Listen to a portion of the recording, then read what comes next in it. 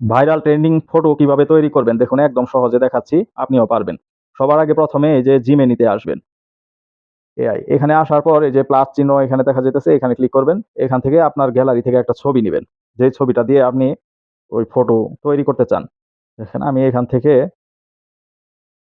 থেকে আমার এই ছবিটা নিলাম।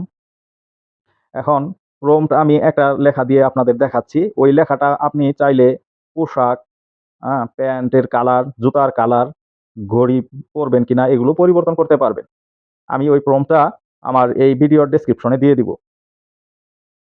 দেখেন আমার আগে থেকে লেখা ছিল, এটা আমি পেস্ট করে দিলাম। তারপরে যে এখানে তীর চিহ্ন এখানে ক্লিক করে দিলাম। দেখেন ছবিটা তৈরি হচ্ছে। এই যে জাস্ট এ সেকেন্ড।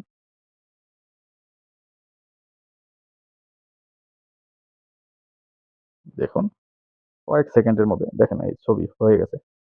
ছবি ডাউনলোড করার জন্য ছবিতে টাচ করুন।